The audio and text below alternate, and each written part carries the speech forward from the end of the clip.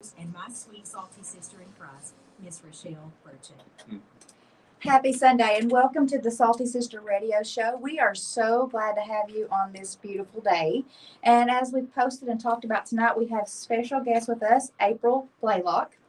And tonight, before we get started, we have some announcements to make. You first? Yes, you first. You steal your microphone, Miss April. Okay, just want to announce Grief Share again. That will be this week on Tuesday at the Southside Free Will Baptist Church. That'll be at 6:30. If you miss it there, you can catch it at Calvary Church of God, and it's also at 6:30 on Thursdays. And Grief Share, we talk about this every single week, but we can't say enough. It is an awesome group. If you're grieving, if you have a friend that's grieving, come with that friend. Anyone can get something from this group. So we encourage you, get to Grief Share. And on Tuesday, we have PAL at the 404 on Main, and that's at 6 p.m. That's for anyone, parents of addicted loved ones, spouses of addicted loved ones. So that's a really good group and things that we're doing, and that is at the 404. Not we're doing, but it's PAL, and that's at 6 o'clock on Tuesday.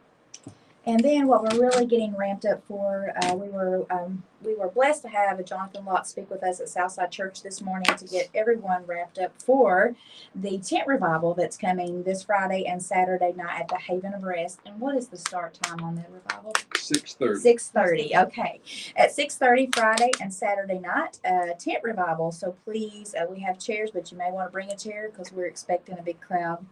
And then on August the 3rd, we're going to be having our reserved Bible study, and we're going to do something different this time. It'll be at the Haven of Rest at 6:30. You can get on Facebook and you can look at the directions or message one of us, and we'll be happy to give you directions there. And we're looking for a wonderful turnout. So if you've been to the first one, make sure you go ahead and read chapter 2, and we'll be digging right in when we get there. And now for our special guest. April has won my heart over quickly, as I think everyone that she meets, she does. She's traveled all the way in from North Carolina, and she's going to be here working in the ministry. We were blessed to serve together yesterday. Seems like all the days are running together. Seems like a long time ago. At the Ladies' Day of Prayer in sponsorship of the Sunrise Ministry. And so tonight I've asked her to come and share her story of faith, because she's got a wonderful story of hope, faith, and as Jonathan says, she is one of the most joyful Christians that he knows, and that is obvious by the countenance on her face. So everyone, welcome April. Thank you so much, Rochelle. It is an honor and privilege to be here. And honestly, just to share what God has done in my life, and what he wants to do in and through any of us. I am sure some of you are like me and like to be in control. A little bit. And that was definitely the story of my life, and not a bad control, but living for the Lord and wanting and having those expectations for those I love to do the same thing. But learning the hard way that other people are not our job to control, and being able to give that up. That's good. It took a long time and a lot of life circumstances to teach me that. So long story short, because the story is, over years and years. I have 3 kids. They are all adults now. I cannot believe that. My youngest just graduated high school this year and will head off to North Greenville to play soccer. Middle son, Caleb, just is finishing up his associate's degree and working in landscape. And then my daughter just got married, 25, and now I have a sweet son-in-law too. Life is full of yes, it is many blessings. But before that, obviously there was a husband. Long time ago, longer than what I want to think that that we are. We always want to think that we're much younger than what we are. Yes. So life started great. Living for the Lord, serving him together, living what we thought was and I thought was the American dream, serving in our church, had 2 kids, third one on the way, built our dream home. And I knew something wasn't right, but wasn't sure exactly what. And I knew I could fix it. If I could find out what was wrong and what was going on, yes, I could fix it. And what I didn't know, that he was not happy with his job. He was just trying to be a provider, but not happy and stressed with that, and led to alcohol addiction. When I finally did find out kind of what was going on, I still thought, oh, great, I can still fix this. And just years of trying to fix that, and trying to give it to God, but taking it back at the same time, and not necessarily focused on me, but then and what I needed to do, because we can only control ourselves. So just many years of going back and forth and loving the Lord and knowing that He had the power to fix it. Because He is a God of restoration. He is a God of reconciliation, and knowing that He can do it, but feeling that I should be able to be the one that could do it. So, April, as you found this out, of course, living the American dream, what you thought, and I know that this story is going to resonate with so many people listening tonight. It is, addiction of any sort is no respecter of persons. Absolutely. And sometimes life looks so good, or we call it the Facebook look. Everything looks happy. Fake book. Fake book. Yeah, Fake that's book. right. Fake book. That's great. Yes, that is great. So, at the moment when you really talking about emotions, when you really found out what happened, like how did you feel? I mean, I was devastated. But I still had a plan. Like, okay, Of course. I still had a Of plan. course. Yeah. So, like talk to our parents, talk to some of our closest friends from church. And we, so we've got those, I mean, honest, like using the biblical principles, bringing other people in, and I could still Counsel. fix this. Yes, absolutely. Actually pretty much kind of demanded, like, okay, you start going to Celebrate Recovery. He had friends that would come in, but I was the one who really needed to start. We both needed to start going to Celebrate Recovery, because we all have hurts, habits, and hang-ups. and we all are recovering from something. That's Yes. exactly for right. sure. Yes, we are. So that was kind of that was what happened when we first found out. And I didn't open up to many. Well, I people. think it's like so. One of the things too in our PAL group here, it's hard to get a lot of people to show up, because sometimes I think showing up means you acknowledge there is a problem, Right. Yes. and then you're worried about what other people are going to think or Yes. say, and then I'm out of control because I can't control someone. And I think denial is one of the first keys of Absolutely. trying to Yes, you have not to admit accept that it. there is an issue. Yes. And so it, for me, it did not take that long to be ready to be open with those that were close to me. Right. I was definitely, and I had a fabulous support group, but still trying to fix it on my own, and not necessarily look at my own self and be concerned as far, okay, what do I need to do for me? Yeah, I think that survivor mode kicks in, and like we all talk about, if everybody would just listen to us, if they would follow the rules, Absolutely. follow Yeah, the we plan. have great ideas. Yes. Yes. And I feel like that is a part of one of the things that in PAL it talks about, and I'm sure maybe Celebrate Recovery. Yes. There is a grief process even without death, because the Oh, grieving definitely. fact that this is not the person I thought they were going to be, or my child isn't living the dream I thought they were going to live. Yes. Or Yeah. none of this turned out like I thought it was going to. Right. You know. Absolutely. How did I end up here? Yeah. Yes. And but God still has the power to get us back on that. Exactly. Yeah. And to embrace the fact that it doesn't have to look like what I thought it was going to look like. So we kind of went back and forth for years, me trying to fix it, and really not getting anywhere, and just kind of grew further apart because he wouldn't listen, and I still thought I had all of the answers. Yeah. But God was so good in all of it, and just the relationships that I was able to establish with sweet, sweet friends, and just being open and honest with them, and sweet prayers that they would pray. But they loved all of us and our family right where we were. Right. Just like the Lord. Absolutely. You know? Absolutely. Then in 2017, he was diagnosed with acute liver failure. And so I thought, oh, hallelujah. This, I mean, I know that sounds terrible, but I No. didn't, I mean, I thought, oh, this is the answer. You thought it was that Damascus Yes, Road experience. This exactly. is the light. This It's going is to go it. off. And Absolutely. And it, I mean, and that we did, you know, come forward. He came forward with the two boys of our daughter already knew. And it would, I mean, it was okay for a little while. But then until it wasn't. Till it wasn't. Yes. But still just at that point, I would, because our church, I had just helped start, or actually right after that, I helped start Celebrate Recovery at our church.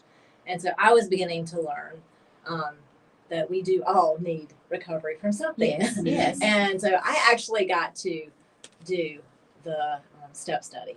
Yeah. And walk through that and looking at my own life and okay, this is I'm really not in control. I really Yes. don't have all the answers, and I don't know about you, but I have a hard time controlling me. Controlling the control, right? Yeah, exactly.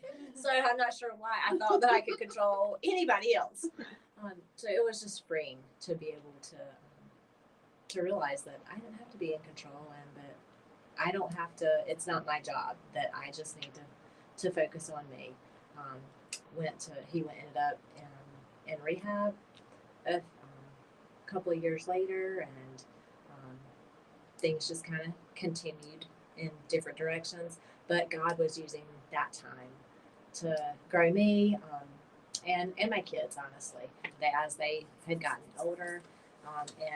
And God can so use the hard for Yes. good, Mhm. Yes. and He definitely did.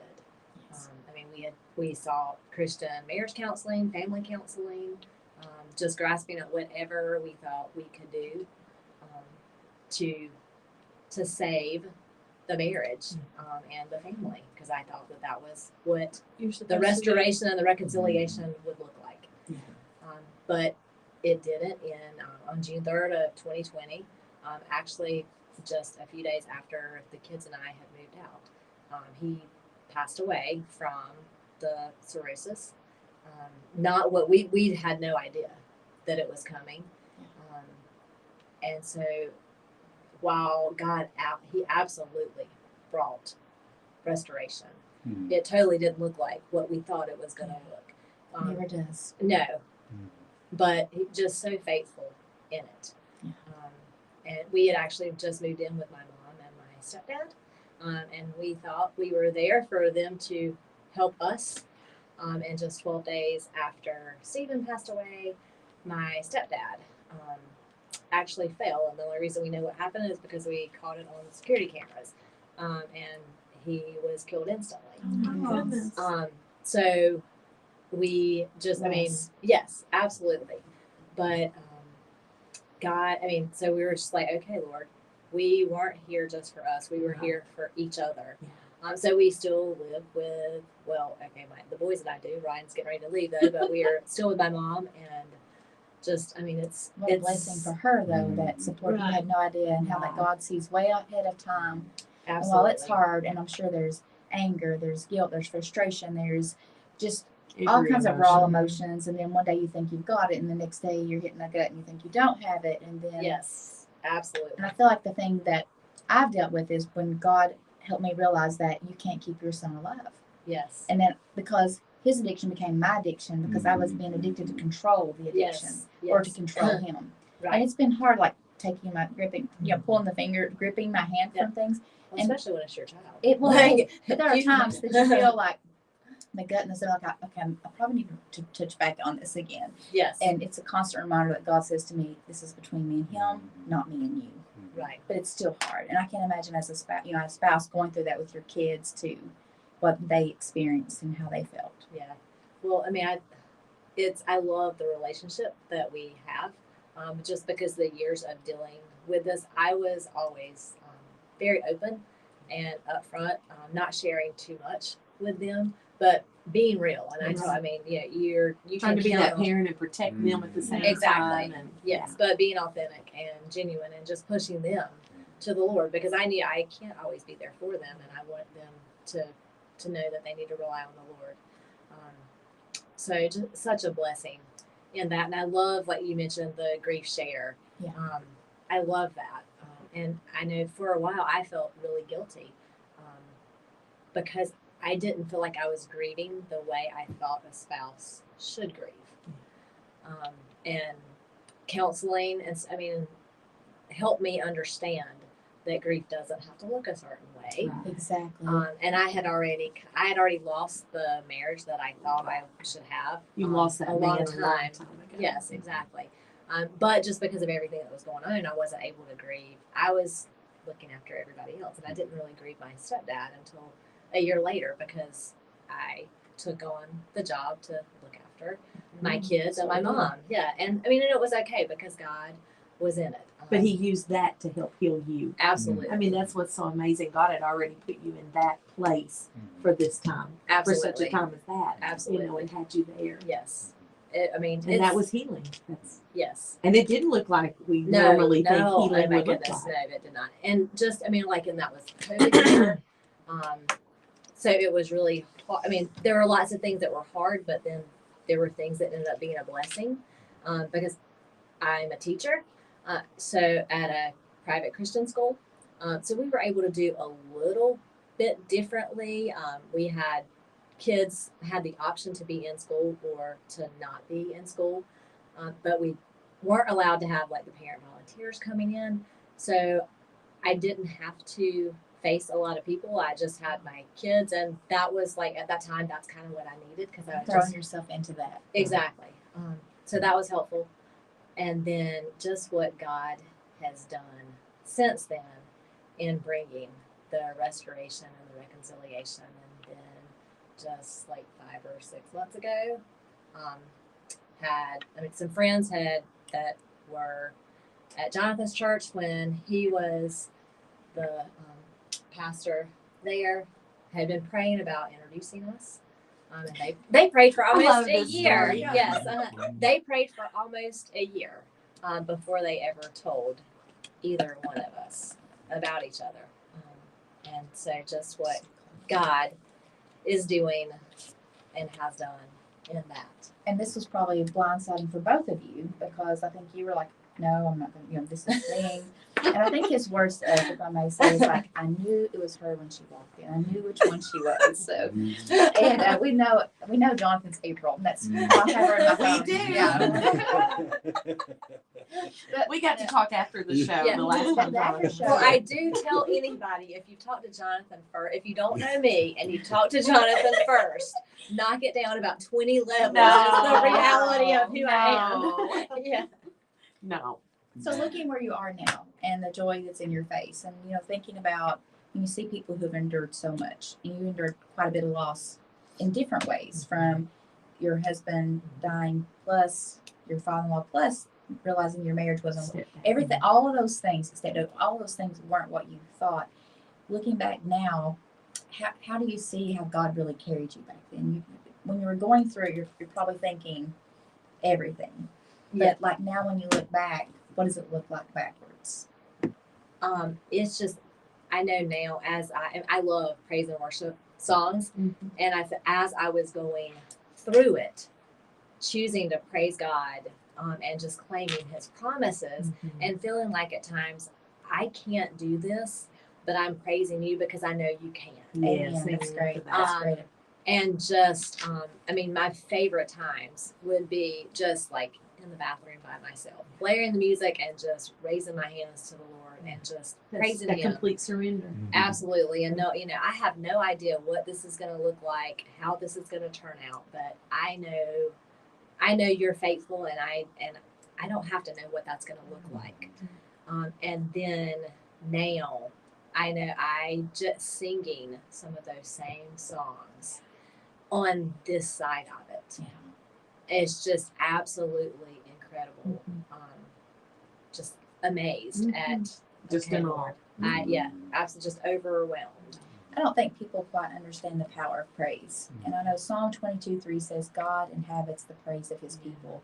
I always remember that because I want him to inhabit my space. And to get him there, I'm going to praise. And I always use the example that people aren't going to hang around people that praise people that you don't like. And I think about the enemy is he's not going to usher himself into a place of praise when I'm going to be praising the Lord. And sometimes that was the only thing that got me through any circumstance was just getting alone, Yes. like you said, and praising the Lord. Yes. And you can just feel his presence sweep in and Yes. just take over that moment to receive that praise from us. Yes.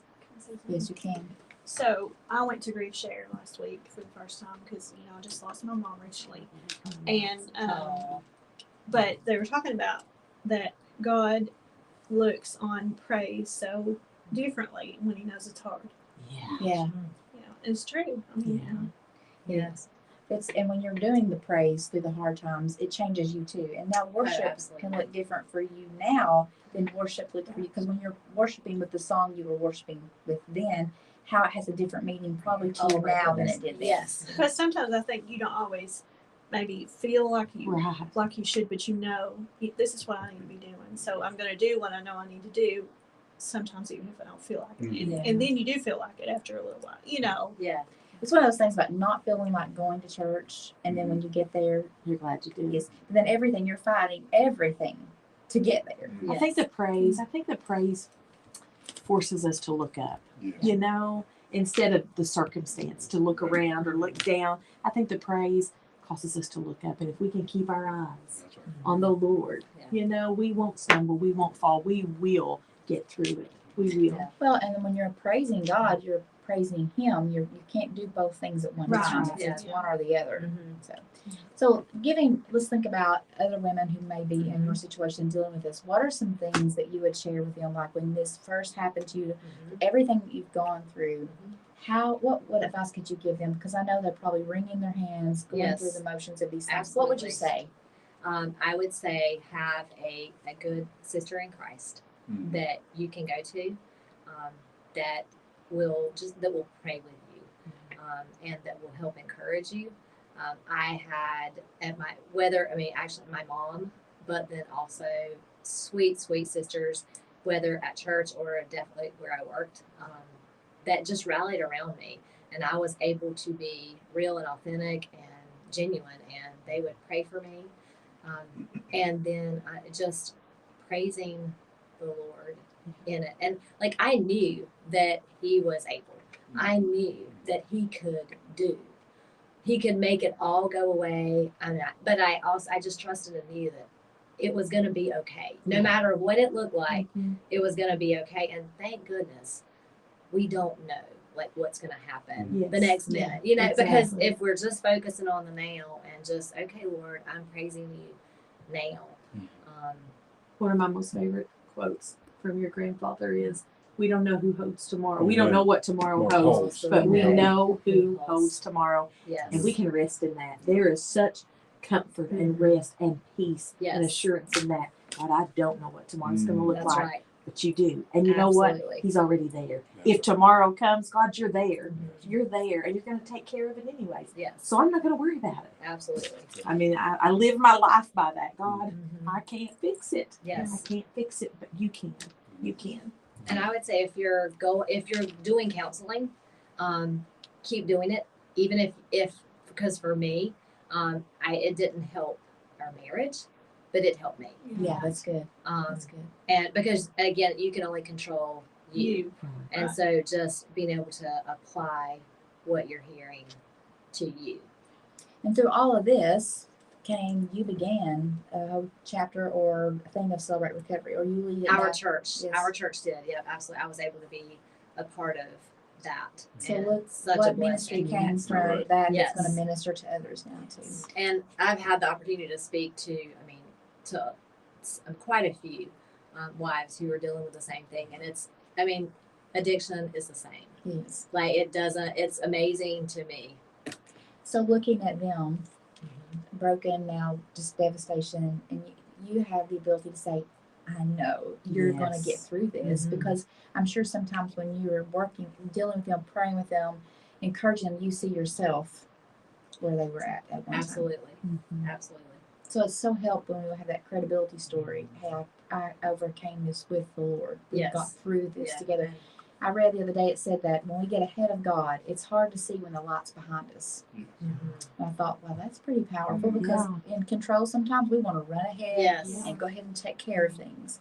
And I thought, that's true. We Yeah. don't want to be ahead of the lights. That's right. We can't see very well. Yeah. And knowing I know in 2021, my kids, went to Passion. Actually, we've done that for several years. After my daughter went the first year, she was like, "Mom, you have to come. You're gonna love it."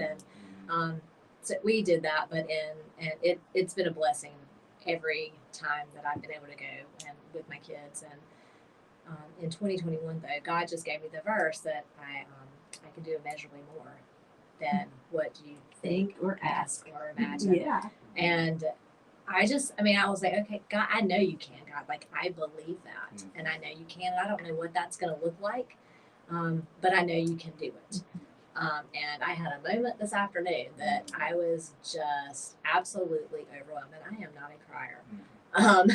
I just am not. Yeah. And I just started crying. I'm like, I am just totally overwhelmed at what you're doing. And I knew that you could do immeasurably more, but I had no idea that this is what immeasurably more would feel like or look like. And I think part of Jonathan's message this morning too was talking about the commission of God. But we know that God is able, but are we willing? I think sometimes that's the question. Are we willing to let Him be able? Right. Are we willing to surrender and say, not my will, but thine? Yes, and that's really hard Are too. we ready to give up our self-control and say, Isn't that the truth? Yeah. I don't have any control, it's yours. Yeah, It's yeah, yours. whatever you So want. I don't long want to it learn. anymore. Yeah, it takes so long to learn that It does. you don't have any control over At anything. the end of Really, the day. nothing. Yeah. Really. Just Like she yourself, said, but, yourself. you know. Yeah.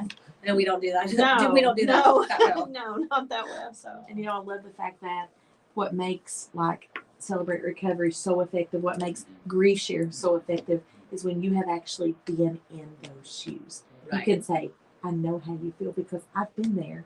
And just like with Grief Share, she's one of my best friends. She lost her 7-year-old son. She can say, I know how you feel. Right. You've lost a spouse. I know how you feel. That's so important. And I think that's why they're so effective. Yeah. And just like Rochelle, she's had a child. Right. That's why PALS is as effective as it is. Yes. She's been there. Yeah, absolutely. So as we're getting ready to close, can you believe that was like almost 30 minutes? See how fast it goes? I know, it We've been, does. we've been, Yeah, we've been well, talking for an hour we can lately, talk. but Yeah.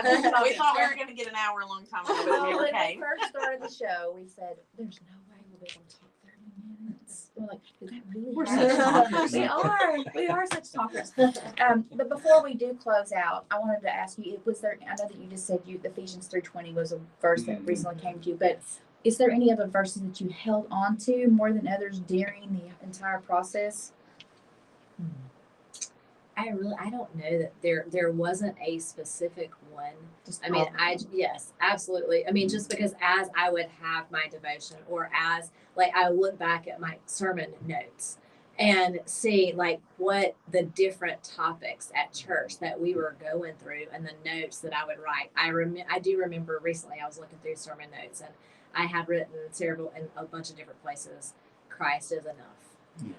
And I even found in my desk drawer at school this past year, I had written that on something and I had stuck it in there and just different, just claiming those promises. Yeah.